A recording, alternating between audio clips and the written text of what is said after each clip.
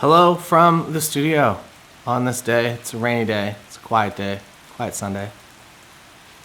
You can hear the rain if you listen hard enough. Something I've never spoke to, and something that I haven't really discussed, I guess, publicly. I think I've maybe done it in Patreon and maybe in pieces on a few maybe podcasts and live streams. But that is why we actually have a studio and why we actually got this place, because it's a very nice place. But growing up, I never really had dreams of having a physical space. If anything, I kind of pushed against it. I thought that it was an unnecessary expense and that it just wasn't something that we needed, especially as a wedding shooter. Like, there's no reason for me really to have a studio other than maybe just for branding, for elevating the brand, making it look like we're a little more established maybe because we have a physical space.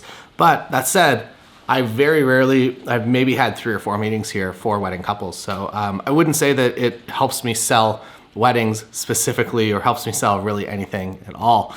The studio, so the story kind of goes back in how we ended up getting the studio. It goes back to our third partner. So it's myself, my wife Lindsay, and Jeff Gadway, who runs a company called Galvanize, which is a PR firm. If you're looking for PR services, head over to Galvanize Worldwide on Google. I'm not sure what their actual website is, but you can find it, I'm sure. And what happened was Galvanize, one of Jeff's clients was a video company that had this space, and it was actually painted almost like a dark brown, black, like kind of off tint brown almost. And we kind of came into the space, we were like, wow, this is a very nice space and a good location for a good price, but it looks terrible. And basically what their issue was with the space, they loved it, but they're a video production house and we're a second floor walk up, and simply just loading all the gear up and down stairs over and over again, especially being on the main street here, was just the biggest struggle for them. And if they can move to a ground level place with a garage or with just easy access to a trailer so they can load up all their lighting and all their gear to actually go out and do these shoots, they're going to be a lot happier. So they were talking to Jeff, and Jeff was like, hey, Taylor, do you know anyone that might like to take over a lease? There's about, I think, a year and 8 months or something left at the time. And I was like, I don't know, that's a pretty good price. I would probably get that just to put my logo up here on the window that you can't really see, but you can kind of see it now. On the main street corner here in our city. And then Lindsay has this window here. And Jeff has this window on this side.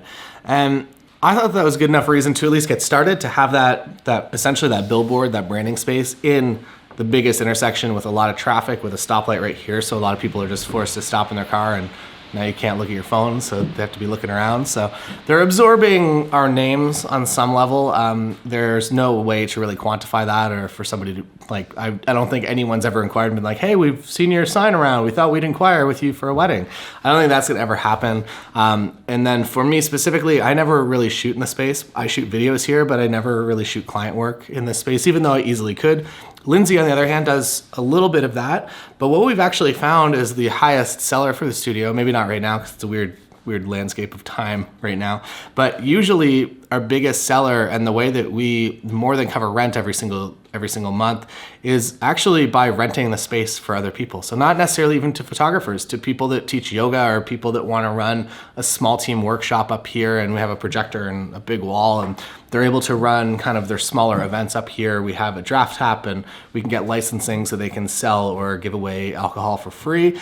And that's kind of where we actually found the most amount of revenue from this place. And beyond that, it's nice to just have a place to go that's offsite to actually work at. I feel like one of the things that I like to do in the morning, at least when I had an office job, was that I had to actually get out of the house and go somewhere. And I found it hard whenever I had the work from home days and I had to just wake up and just live my life but also do all my work. I found it hard to kind of focus on that.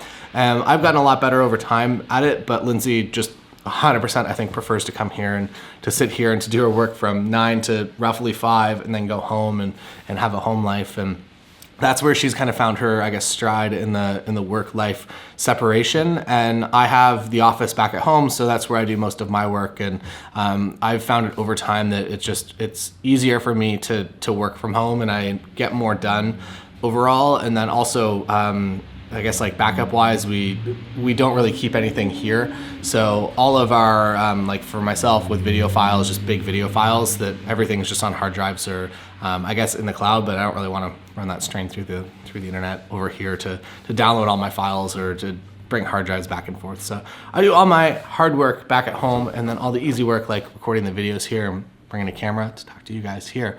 So we didn't get the studio specifically to shoot anything in, but what we did want it for is just a separate space to go to, and we found surprisingly a surprise business within this plan, and that was that like people just want to rent the space, or usually want to rent the space, not right now, but in usual conditions, there's a lot of people that need to rent a space. So if you're thinking of getting a photo studio, or you're thinking of buying a studio or renting a studio or whatever it might be, know that there are different and unique reasons to get one. And if you're a wedding photographer, you don't need a studio by any means. I know a few people that have done that, and they've run it for a couple of years. I know a few wedding planners that have physical storefronts in like downtown or downtown-ish environments, and I don't know if they necessarily see a huge benefit money-wise for that, but it is something that brings your business a little bit to the next level. So if you're considering it maybe in the future, it is worth, I would say, my recap, after a year and a little bit of being here, I would say that it has been worth it.